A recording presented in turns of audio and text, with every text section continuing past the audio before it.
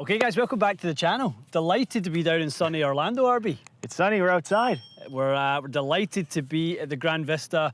Thank you so much to the guys there for hosting us today. Amazing to have access to be honest, one of the best practice facilities in Orlando, and it's a complete hidden gem. I had no idea this was here. I've spent a lot of time down here. I mean, the amount of tee decks, short game options, we've got an amazing 9-hole course. It's really quite a great little spot. We're having a lot of fun. We really are.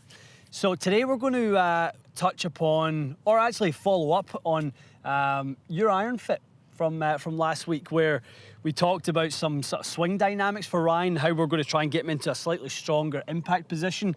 We were kind of setting ourselves up in the range here, and as many ranges are, it's kind of a bit of an upturned saucer, RB. So, you know, from my kind of background, you know, teaching, doing some lessons stuff, I always look at this like such a great opportunity because we've got every lie that we could ever want out here. We've got an uphill lie, we've got downhill, we've got, you know, everything side hill lies. And it made me think about you in sort of that impact position where the shaft kind of stands up a little too vertical and we deliver too much loft. So we're going to do a little drill today and you know, see if we can't give you guys some more kind of maybe non-technical information when it comes to helping ball flight, strengthening, you know, the loft at impact, ultimately more ball speed, a little bit more distance without having to change your clubs. Hopefully that's the goal. I mean, that's the goal for me. Is we've seen it a lot. Is headed high, it's uncontrollable in the wind. Yep. I want to have that control, and I want to be able to hit a little further. Yeah, it's nice to be able to hit those compressed, squeezed iron shots. You know, it's a nice kind of advantage to have that you can squeeze a little bit more out it without sticking it all the way back in your stance. You know, you kind of want those nice natural delivery conditions. So why don't we grab some baseline numbers? We've got the quad. We're going to see some basically launch angle and ball speed are our two primary parameters that we're looking at here. And then we'll head on to the slope and we'll come back and retest you. Perfect. Okay. All right, RB, 7 iron, what's the loft on it? So this is 32. 32, so standard Mizuno MMC lofts? Yep. Ideal. Okay, let's see a couple.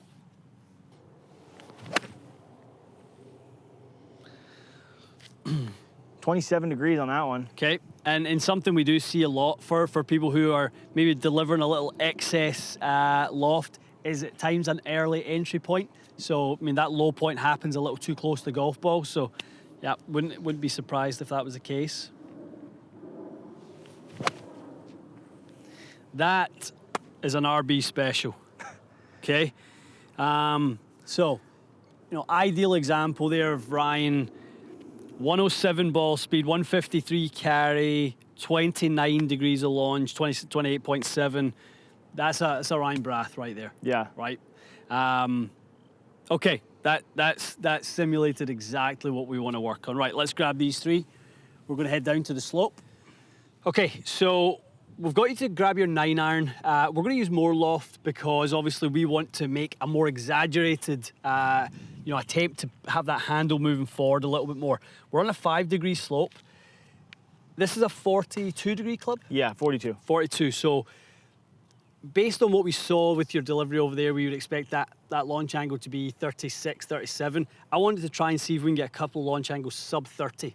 Now, we were just 29 with our 7 iron, so that's going to be a bit of a challenge to try and get your center of pressure, get your mass to move into the left side a little bit more, get the handle moving forward a little bit more. You know, and the one thing to remember for you, RB, is keep the rotation going, right? So as a player who flips, generally what happens is the body rotation will stall, and that's what causes the acceleration in the hands and arms because this has stopped, so this goes faster. Yeah. There's always, you know, these push and pull effect in the swing. So when we're going more this way, we have to remember that we've got to turn or we're going to do the shanky, okay? So you've got to keep turning that body. All right. Okay, so can I show me impact? Okay, a little more pressure on the lead side. Yeah, exactly. Right, so that's kind of what I want. Now, okay. And when you do that for me one more time, show me that one more time. Yes, right, and the hands are turning the corner, lovely. That's the key, because this sweet spot has to be moving in a nice Nice kind of radius around the body. Okay, so the moment we start thinking that we have to get it going that way, we're pushing the sweet spot out that way. Again, leading towards the hosel. So, you know, we talk about turning the corner with the hands, keeping them nice and close to the left pocket with the hands ahead. So we're kind of have that feeling as we go. And that's where you see those great players, those great wind players. We just spoke a little bit about Darren Clark, those great wind players that have that nice low finish where the hands are somewhere down here. You know, and then they hit the lovely high iron shots, and the hands are, you know, up here. Yeah. You know, the hand position will dictate the shot they're trying to hit. Okay. All right. Okay, let's see a couple more. Flighted down around that 25 like we had. Get that pressure moving into the left side.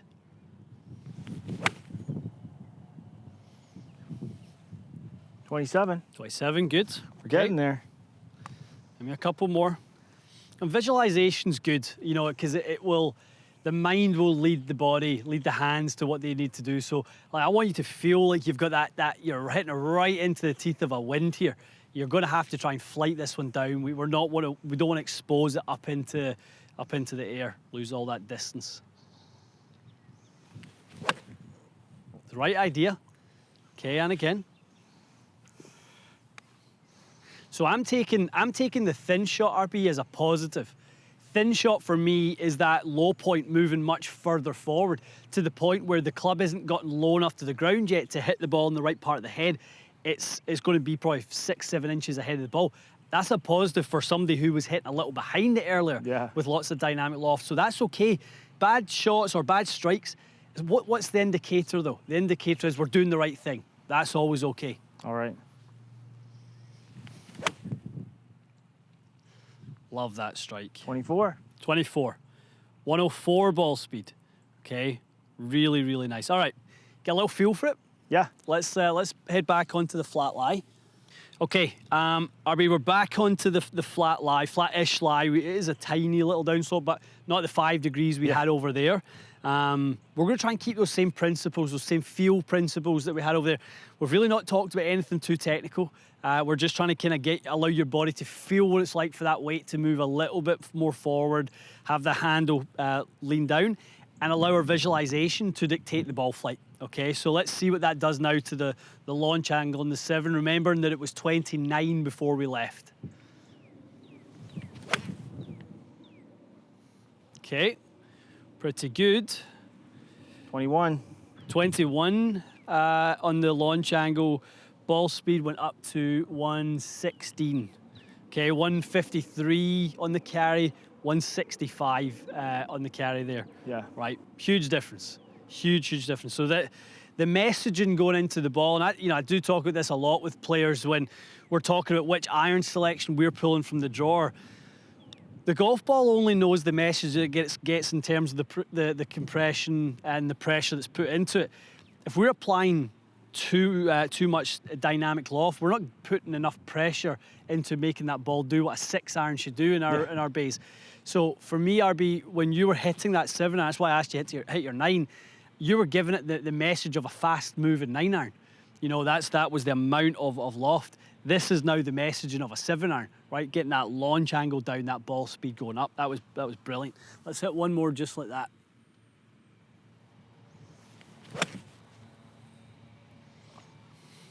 A little higher that time. It's okay.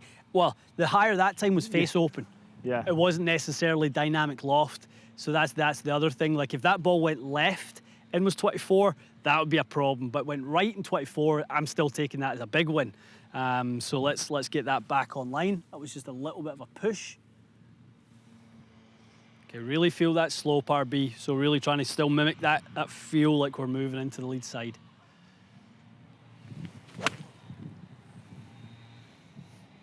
I love to see that. Okay, went a little lefty. Beauty. Beauty. Okay, so launch angle started at 27. 29 was the second one. Once we recapped after being on the slope, working with some feels of the 9 iron, the last launch angle there at 16.9. It's a totally different golf club. It's a whole different experience.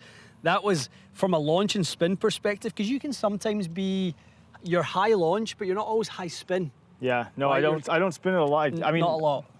I'm spinning more than I should. Yeah. But it's not like excessive, really. Definitely. And there's one where and that's like, to me, those are players' launch conditions. That's good ball speed at 117, 16.9 launch, and 6,200 spin. Those are really good player launch conditions that I would typically see. So, guys, hopefully that's something, following on from our Iron Fit. If you haven't seen that one, go watch it. It's low handicap Iron Fit. Yeah. We done last week with Ryan. We kind of talked a little bit about Ryan's sort of wrist angles and how he can sort of get some more flexion in the lead wrist to have that angle forward. We're now adding some layers to that in terms of some pressure movements, some sort of creative ways of visualizing. You're quite a visual person, quite a creative person. So always knowing how you can sort of stimulate the right feels in someone is really the art of the teacher and how they can help someone. And this has been really, again, like that feel difference, extremely noticeable. Right. And that's what I'm always trying to ingrain is that feel. Definitely. So it's just being able to repeat that over and over is going to turn out when I start hitting shots on the golf course. Yeah, and what you really want is something always to hit reset, right? So you go through a portion of the year where you're struggling, ball flight's going up and up and up, you're in the monitor hitting some balls when you're in at TXG, and you go, wow, I'm struggling again, that ball flight's getting up again. You now have the reset button is a little bit of this type of stuff. You know it's in the lead wrist. You know it's on a little bit of pressure, making sure you get to your left side, and getting out onto the range, hitting some downslope shots with a 9-iron is really going to help. Yeah, just gotta keep working on it. Keep working on it. Okay, guys, hopefully, again, we always say, we know we're speaking to someone out there, we just hopefully, we're speaking to a group that's struggling with the same thing. I'm sure there are. I mean, there's all sorts of golfers, and we won't be neglecting, the golfers who are hitting it too low, and, we want to talk a little bit about some of that stuff. And a lot of it, to be honest, RB, is kind of flipping over the same principles, going to a different slope and making sure the weight stays back and they don't slide too far forward. So we will be doing more of these types of videos in the next little while. They're a lot of fun. Good stuff. Okay, thanks for watching, guys. We'll see you again soon.